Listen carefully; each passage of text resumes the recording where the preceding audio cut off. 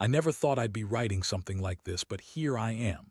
My name's Jake, and I've been with my wife, Emily, for about 5 years now. We met in college, hit it off pretty quickly, and got married right after we both finished our degrees. At the start, everything felt perfect. Good jobs, a nice house, a social circle that kept us busy. Honestly, I thought I'd found my forever with her. But things started shifting around her birthday last year. That's when I first noticed the small cracks in what I thought was a solid relationship. It all started with her being a little more secretive than usual. She would hide her phone more, keep her messages private, and sometimes I'd catch her lying about where she was going or who she was talking to. At first, I brushed it off. Maybe she was just stressed at work, or maybe she had a new hobby she didn't want to share. But the weird thing was, I kept catching her in little lies. Not big ones, just enough to make me suspicious. Still, I didn't want to jump to conclusions because I love her and I trusted her, or at least I thought I did. Then came her birthday party last year. We had invited friends over and I was planning to make it a special night. I bought her a nice gift, a new piece of jewelry she'd been eyeing, and even arranged a few surprises to make her feel special. That night she was bitchy from the moment she woke up. Why? I don't know. Just her usual attitude, snapping at me about everything, acting like she was too good for her own birthday. I figured maybe she was just stressed, but I kept my cool. I wanted her to have a good time. The party was lively, everyone was having fun, and I was feeling pretty proud of how everything was going. Then, something happened that I didn't see coming. As the night wore on, Emily was supposed to be in the living room chatting with friends and opening some gifts, but I noticed she kept disappearing into different rooms. The way she looked around when she slipped out made my stomach tighten, like she was sneaking around. I even saw her talking on her phone in the bathroom once, and she quickly ended the call when she saw me approaching. Later that evening, after everyone left, I was cleaning up and noticed something strange. Her jewelry box was open and I saw her wedding ring, our wedding ring, sitting on top of a jewelry tray. But then I looked closer. Her ring looked different somehow. Not the design, but the way it reflected the light, the tiny scratches along the band that I never saw before. It was subtle, but I knew it wasn't the same ring I'd given her. I was confused, thinking maybe I was just imagining it, until I remembered seeing her slip into the guest bedroom with someone earlier that night. Someone who wasn't me.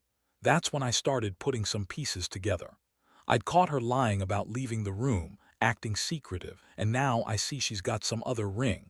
One that looked just like ours, but with tiny differences I should have noticed earlier. I couldn't believe it. It was like a punch in the gut. My wife, Emily, was cheating on me with someone who looked just like me. The same face, same build, same voice, but different enough that I should have noticed sooner. I went over everything in my head, trying to piece it all together, feeling the anger boil inside me. How could she do this? How could she lie so blatantly? And with my identical twin, that's what made it even crazier. I've always known Emily was a bit bitchy and manipulative, but I never thought she'd be capable of this. And honestly, the betrayal hit me harder than I expected. It wasn't just the fact that she cheated. It was that she did it with someone who was so close to me, who looked exactly like me. I wanted to confront her right then and there, but I knew I had to think it through. This wasn't just about catching her. This was about what I was going to do next, how I was going to handle the situation once I had all the facts. That night, I lay in bed staring at the ceiling, trying to process what I'd just discovered, feeling a mixture of shock, anger, and a despair I couldn't quite shake. The next morning, I woke up feeling like I'd been hit by a truck. My mind kept circling back to that damn ring, and her sneaking off into rooms like she was hiding. Something I couldn't get her face out of my head, those fake smiles, her bitchy attitude, and the way she lied about everything. I was furious, but I was also hurt. Deep down, I knew I couldn't ignore what I'd seen. The pieces still didn't fit perfectly, but I was damn sure there was something going on. I had to get to the bottom of it. I decided I'd play it cool for now, not let her know I was onto her. She was still sleeping when I got up, so I took the opportunity to investigate a bit more. I looked in her phone. It was locked, of course, but I had a feeling there might be something I could find. That's when I remembered her leaving her phone unattended the night before. I grabbed it when she was in the shower, and I started scrolling through her recent messages. Nothing suspicious there, yet. Just her usual bullshit with friends and her coworkers. But then I noticed a few texts from a number I didn't recognize. The messages were cryptic, but the tone was intimate, flirtatious even. I didn't want to jump to conclusions without more proof, so I kept digging. I looked through her social media, her emails, anything that might give me a clue. Nothing concrete until I remembered that she had an old email account linked to her phone. I logged in and found messages from someone named Alex, talking about meeting up, keeping it secret, and how much they both wanted this to stay between them. My stomach clenched. I felt like I was drowning in a whirlpool of betrayal. My wife had been lying to me for months, sneaking around, and apparently she was sleeping with someone who looked just like me. That's when I decided I had enough. I couldn't just sit around and let her keep playing me for a fool. I needed to confront her, immediately. I waited until she came out of the shower, trying to look normal, and I asked her if she wanted to talk. Her face twisted into that bitchy smirk she always used when she knew she was hiding something. She tried to deny everything, saying I was paranoid, that I was imagining things, that she was too busy with work and was stressed out. She even said I was overreacting, that I was making a mountain out of a molehill, but I wasn't buying it, not anymore.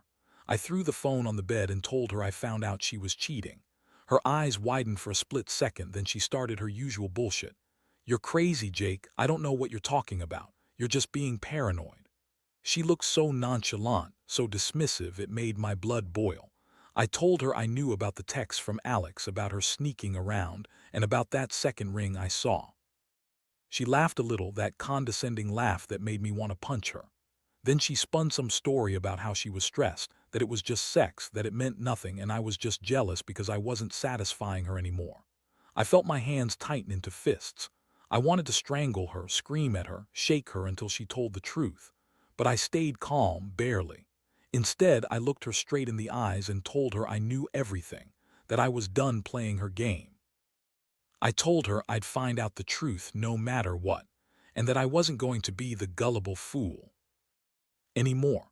That night I stayed up thinking about what I'd do next. I knew this wasn't going to end well. I just didn't know how bad it was going to get. That morning I decided I needed to see the other ring for myself. I asked her about it, acting casual, like I hadn't already pieced it together. She looked annoyed, trying to brush it off. "It's just a ring I borrowed," she said, "from a friend. It's no big deal." But I knew better. I knew she'd been lying through her teeth. The ring she had was the same as mine, but different enough that I should have seen it earlier. She was trying to cover her tracks, but I had already seen through her bullshit. I felt sick knowing she'd been cheating on me with someone who looked just like me, someone I'd trusted, someone I'd loved. I didn't even know what to say at that point. I was so angry, so betrayed, I could feel my chest tightening. I kept staring at her, trying to find the right words, the right way to make her understand how much she'd screwed up. I realized I'd been blind for so long, trusting her, believing her lies. Now I saw her for what she really was, a manipulative, selfish bitch who thought she could get away with it, but I wasn't going to let her. Not anymore. After that confrontation, everything changed. I couldn't look at Emily the same way anymore. Her attitude, that bitchy sneer, the way she tried to gaslight me, it all just confirmed what I'd already started suspecting. She was completely unfaithful, and she had been lying to me for months. The thing that really killed me was that she did it with someone who looked exactly like me. It was like some sick joke, but I wasn't laughing. I felt hollow inside, but I also knew I had to act fast. This wasn't just about catching her. It was about how I was going to handle what came next. That afternoon, I decided I'd gather more proof. I knew Emily wouldn't just come clean on her own. I started monitoring her movements, watching for anything suspicious. I kept a close eye on her phone, her social media, her schedule. The next few days were a roller coaster. I'd catch her sneaking off, exchanging texts late at night, and sometimes even catching her trying to hide her phone when I walked into the room.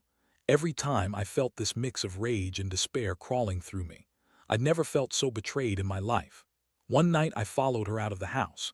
She said she was meeting friends, but I knew better. I drove around the neighborhood trying to track her movements. I saw her slip into a nearby hotel, just a quick glance but enough to confirm what I'd suspected.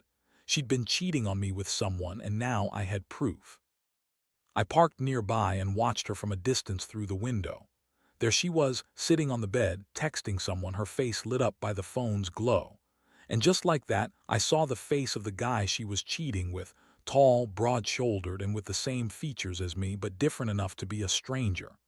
The same face, the same build, the same smile, but with a different attitude, a different energy. The shock hit me hard. My wife, the woman I loved, was lying with this guy who looked like my mirror image. It was surreal. I'd always known she was bitchy and manipulative, but this was something else entirely. I started thinking about everything. The nights I'd come home and felt she was hiding something, the little lies, the coldness when I tried to talk about our future. How stupid I'd been to ignore all those signs. Now I realized I'd been blind, caught in a web of her lies and deception. I didn't want to lose my temper there, so I just took a deep breath and decided I'd confront her the next day. I went home, feeling numb and sick. My mind was racing, trying to decide whether I should call her out right then or wait until I had more evidence. But deep down, I knew I couldn't keep pretending I didn't know. I'd caught her red-handed and I had to face her. There was no hiding from the truth anymore. The next morning, I woke up feeling like I'd been run over multiple times. The weight of what I'd seen last night pressed down on me. I knew I couldn't keep this bottled up. I had to confront her. So I got up, made coffee, and waited for her to wake. When she finally did, I was already sitting on the couch, staring at her like I was seeing her for the first time. She looked annoyed, trying to act dismissive like I was just overreacting. But I wasn't going to let her manipulate me anymore. I told her I knew about her affair, about the guy that looked just like me, and that I'd seen her sneaking around. Her face twisted into that familiar bitchy smirk, and she started her usual bullshit, denying everything, claiming she needed space, saying it was just sex, that she was stressed, that it meant nothing. But I wasn't buying it, not anymore. I told her she could lie all she wanted, but I had the proof, her texts, the hotel, the ring, everything. And I told her I was done. Done with her lies, her manipulations, her cheating. That's when she finally snapped. She started shouting, calling me paranoid, accusing me of spying on her, saying I was crazy for thinking she'd cheat. She even accused me of being insecure, of not satisfying her, and that I was just jealous because she was more exciting than me. That was the moment I realized she had no remorse, no shame, no respect for our marriage. I felt my blood boiling. I wanted to scream at her, to shake her and demand the truth, but I held back. Instead, I told her she had two choices. She could either tell me the truth now or I'd find out anyway, and the consequences would be worse. She hesitated, then finally broke down and admitted she'd been seeing someone, her coworker actually, someone she met at that stupid work party she kept saying she was working late at. And it turned out she'd been sleeping with him regularly, all while pretending everything was fine at home. The thing that cut the deepest was when she admitted she'd been lying about the ring too, that she'd bought it as a gift from him, not a friend. It was all a lie, every bit of it. That moment I felt like the ground was shifting beneath me. The woman I'd loved, the woman I married, was nothing like I'd thought. She was selfish, manipulative, and willing to throw everything away for some guy who looked like me. I didn't know what to feel: anger, sadness, disappointment. All of it mixed into a toxic cocktail I didn't want to swallow, but I knew. One thing: this was the end of the line for us. I couldn't keep going through the motions. I had to decide what was next, and honestly, I wasn't sure I'd ever trust her again. After her tearful confession, I sat there, stunned. Everything I thought I knew about Emily had shattered into a million pieces. I could feel a cold numbness creeping in, but underneath that, a raging fire of betrayal and rage. The woman I married, the woman I loved, had been lying to my face for months. She cheated on me with some guy who looked just like me, and the worst part, she didn't even seem to care. Her tears, her apologies, they felt like empty gestures, a way to keep me from walking out right then and there. But I knew I couldn't just lose it and blow everything up in that moment. I needed to think, to plan. I didn't want to do anything rash, but I also couldn't keep pretending that everything was fine. I told her I needed time to think, that I wasn't sure what I was going to do next. She looked desperate, crying on the couch, begging me to forgive. Her saying it was a mistake, that she loved me, that she was sorry. Sorry. Sorry doesn't cut it when you've been screwing someone who looks exactly like your husband. Sorry doesn't fix the fact that she lied to my face, disrespected our vows, and used me as some kind of backup plan while she chased after some cheap thrill. Over the next few days, I kept my distance. I started digging into everything I could find about her affair. I hired a private investigator just to be sure I wasn't missing anything. Turns out she'd been sneaking around with this guy, let's call him Mike, for nearly 6 months. They had secret meetups, exchanged gifts, and even spent nights away from the house. I found out she'd been lying about work trips, about stress, about everything. All the while she was off with Mike, living whatever sick version of a fantasy they built together. During those days, I felt every emotion possible: anger, sadness, disappointment, even a little relief. Part of me was angry she'd done this with someone so close, someone who looked just like me. It was surreal, almost like some twisted game of copycat. But I also felt hurt deeply. I trusted her, loved her, built my whole life around her, and she threw it all away for some guy with the same face. I kept replaying everything in my head, trying to understand how I missed all the signs, how I'd been so blind. One night I decided I needed to confront her again. I sat her down and told her I'd had enough of her lies and excuses, that I was done with the endless manipulations. I asked her why she'd done this, what she was looking for, what she thought she'd gain. She looked at me with those bitchy eyes and said, "You're just not enough anymore, Jake. I needed more. This was just sex, it doesn't mean anything. Mike's just fun and you're so boring sometimes." That's when I lost control. I yelled at her, told her she was selfish, whorish, and pathetic. I told her she'd ruined everything we had, that I didn't know if I could ever forgive her. I realized then I'd been playing the fool for too long. She'd been cheating on me, lying, manipulating, and I just let it happen. But I also knew I couldn't stay in that house anymore. Not with her, not after she'd shown me her true colors. So I packed a bag, told her I was leaving and that she'd better think long and hard about what she'd done. She screamed, begged, and cried, trying to guilt-trip me, but I was done. I was done with her lies, her bitchiness, her constant manipulations. I was done with her cheating, with her pretending everything was fine when she was off with Mike. As I walked out that door, I felt a strange mixture of relief and heartbreak. I knew this was the end of our marriage, at least as I knew it, but I also felt empowered for the first time in months. I'd finally taken control of the situation, faced the betrayal head-on, and made my decision. I wasn't going to be anyone's fool anymore. I realized that trusting blindly only set me up for this kind of pain. I'd learned a brutal lesson.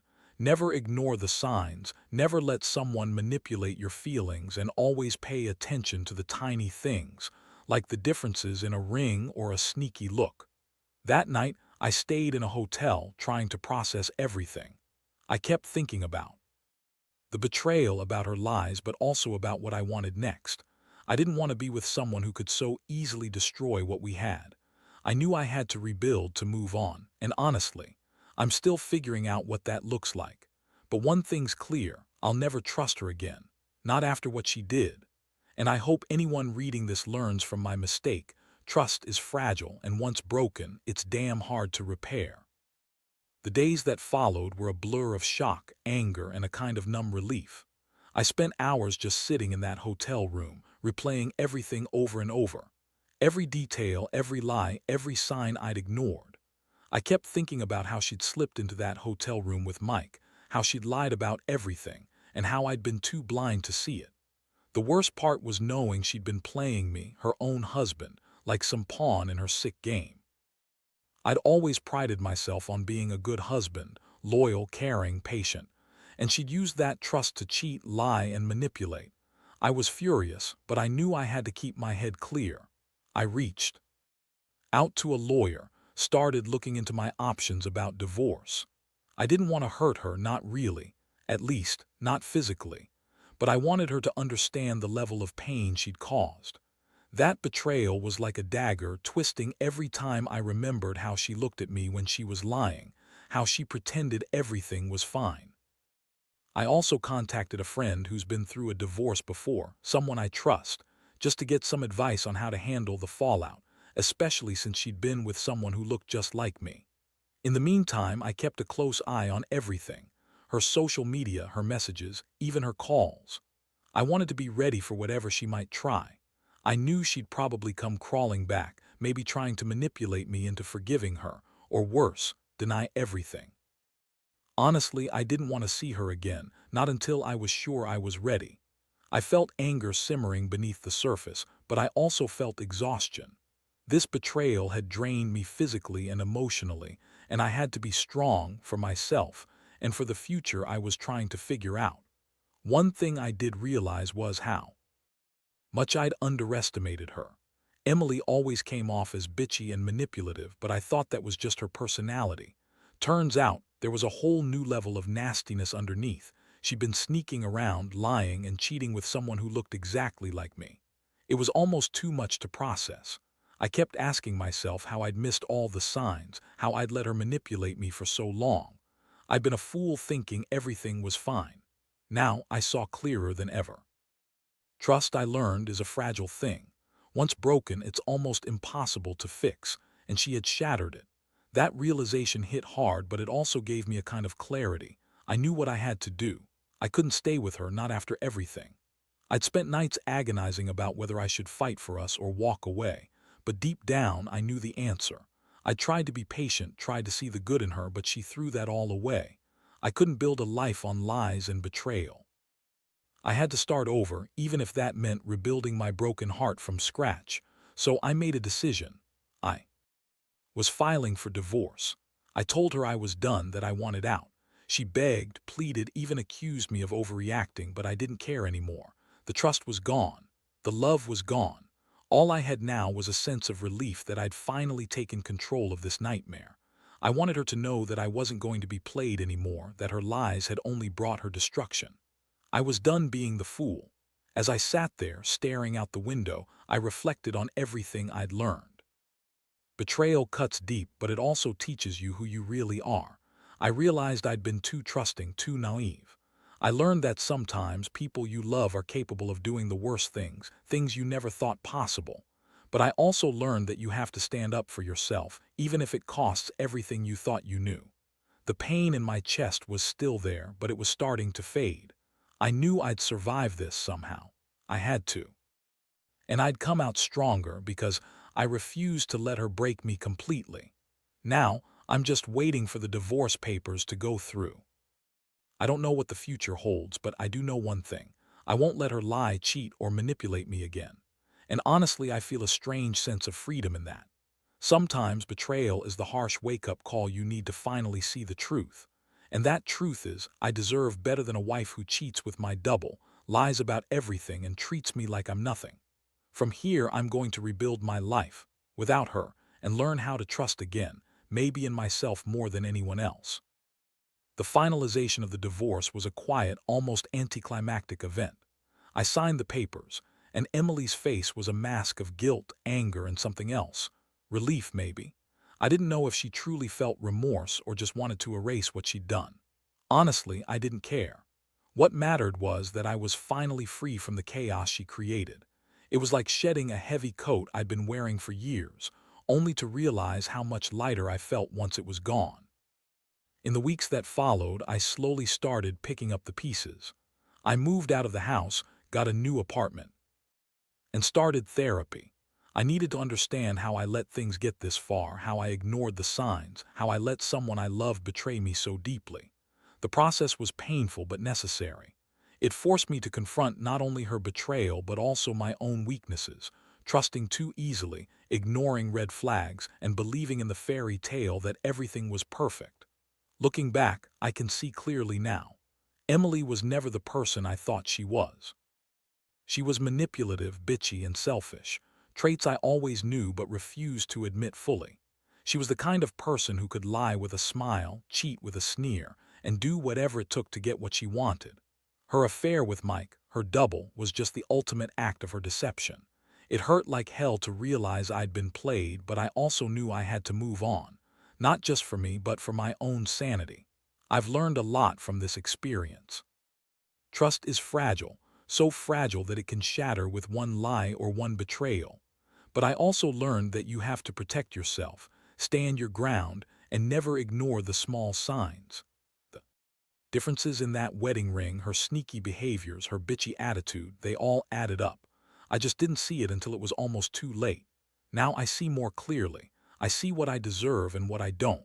Now I focus on rebuilding my life. I've started dating again, cautiously. I don't have high expectations, but I do want someone who's honest, respectful, and decent. I've realized that I don't need someone who manipulates or lies to get what they want. I deserve better. And I'm finally learning to trust myself again, trust my instincts, my judgment, my heart. It's a slow process, but I'm getting there. To anyone out there dealing with betrayal, whether it's your wife, husband, or partner, I want to say this: don't ignore the signs. Don't let it fester until it's too late. When it feels wrong, it probably is. And once you find out the truth, don't be afraid to walk away. You're worthy of honesty, loyalty, and respect. No one, no matter how bitchy or manipulative, deserves to make a fool of you or destroy your confidence. The pain will fade, and eventually you'll find a way to move forward. I'll admit, I still carry scars, some deeper than others, but I'm healing. I've learned that sometimes betrayal is just a harsh lesson, a brutal wake-up call that pushes you to become stronger, wiser, and more aware of who you really are. I can't change what Emily did, but I can control how I respond. And from now on, I choose to protect myself, to be cautious, and to never let anyone manipulate my trust again. Because at the end of the day, all I really want is to be with someone who values me, respects me, and understands that love isn't a game. It's real, it's honest, and it's worth fighting for, something Emily never truly understood.